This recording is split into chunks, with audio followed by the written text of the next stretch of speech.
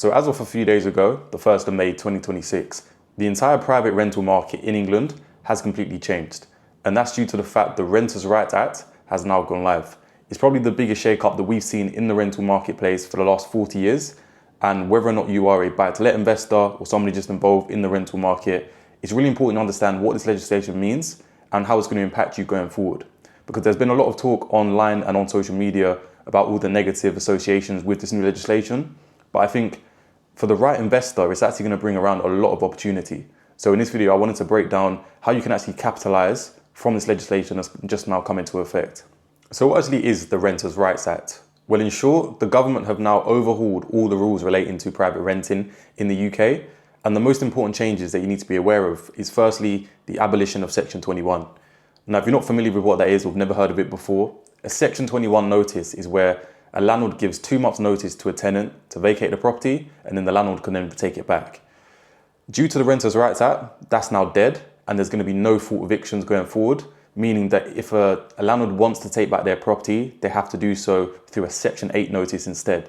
And a Section 8 means that they need to have specific legal grounds in order to evict that tenant. So that could be for like rental arrears, maybe the tenant hasn't paid on time, or there's been antisocial behavior, or maybe the landlord wants to sell the property. Then number 2 is fixed term tenancies are now over. Previously, if you rented a property, you would generally sign a 12-month contract. At the end of that 12 months, you'd either move out of the property or you'd re-sign another contract and renegotiate it maybe another 12 months. But going forward now, the contracts are on a rolling basis. They're either month to month or week to week. So there's no fixed end dates. The contracts just keep rolling over, and it's on the tenant to serve 2 months notice and they can leave at any point in time.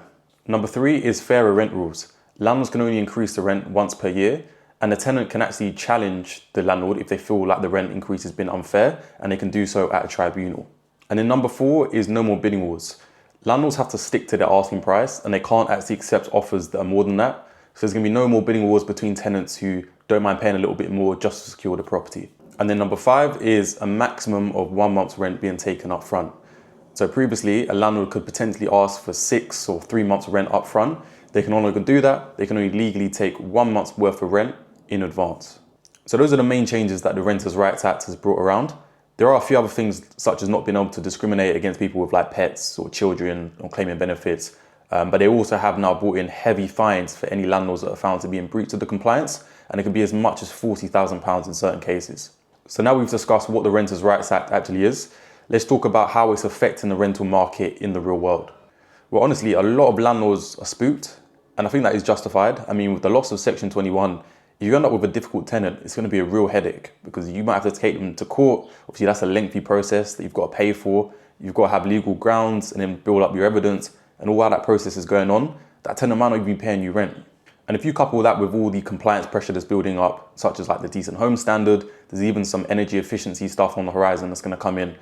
Running a property or having a property as a landlord is starting to feel less like a private landlord and more like you're running a regulated business. It's not as simple as just collecting rent from people because it's just not worth the risk. So we're seeing more properties up for sale, more motivated sellers, and a lot of landlords who are now worried about the uncertain future.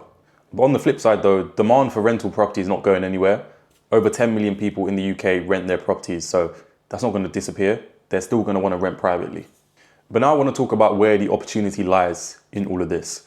And the opportunity is actually within the rent-to-rent space. If anyone watching, you don't know what rent-to-rent is, this is where you directly lease a property from a landlord, you take on the full responsibility and then rent it out to someone else.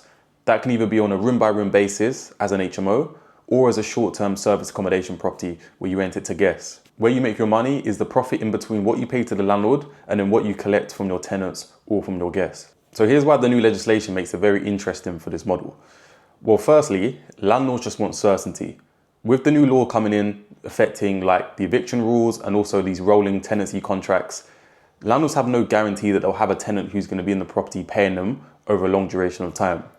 So now we're suddenly becoming a lot more attractive for them to rent a property to a company who can pay them a fixed rent every single month on a long-term lease over like several years, and also can take care of a lot of the management side of things, particularly with the compliance. So on a rent-to-rent arrangement, you're solving a lot of the problems for them.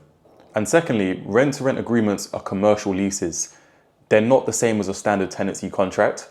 Therefore, all of the rules and regulations that have come in through the Renters' Rights Act are not applicable to a company let. Therefore, this is quite reassuring for a landlord to know that they don't have to keep up with all the compliances and all the headaches, and they're not going to face with the same amount of risk. If the landlord wanted to take the property back, or for whatever reason the arrangement wasn't working, or maybe the company breached something in the contract, they could simply just serve notice and the tenant would have to leave. And the result of this means we're seeing a lot of landlords choosing to exit the market, particularly those who have maybe become accidental landlords or just have 1 or 2 properties. They're choosing to just sell, take their money and invest their money into something else. So again, a rent-to-rent agreement is becoming a lot more attractive and less complicated than a standard tenancy agreement. So what should you actually do if you want to take advantage of this? Well, the first thing is to educate yourself properly. Go through the government website, go through the whole legislation and understand the full ins and outs, because when you ever have a conversation with a landlord going forward, you're going to build a lot more trust if you seem to be knowledgeable and you understand what you're talking about. Then step 2 is start speaking with landlords. Try and identify the landlords that have maybe 1 or 2 properties, or those who are considering selling or worried and nervous about the new legislation coming in. And when you have a conversation with people, that's where you can position yourself as a solution to their problem. You can offer to take the property on a fixed term, long-term lease. You're going to guarantee the rent every single month. You'll take care of the maintenance and the management of the property, including all the compliances. And from the landlord perspective, it's going to seem like a no-brainer or a win-win by renting the property to you on a rent-to-rent agreement rather than renting it to a standard tenant. And then step 3 is you can operate. Once you've found a willing landlord, you've agreed terms and signed contracts, you can set up that property as a short-term service accommodation and generate anywhere from £800 to even up to £2,000 in profit each month. And the best thing that you can do is move now. While the uncertainty is still fresh, some landlords are worried, they might be panicking, they're going to be the most open to having a conversation with you to see how you can potentially help them and work out an agreement. So look, changing legislation always brings around winners and losers. But I think the real winners here are going to be the people who understand it, they adapt, and they move to capitalize on the situation. The Renters' Rights Act is here, it's real, and it's changing the way the market works. And I think there's a real opportunity here to make some good money if you move correctly. So if you enjoyed this video, drop it a thumbs up, subscribe to the channel. I appreciate you watching, and I'll see you in the next video.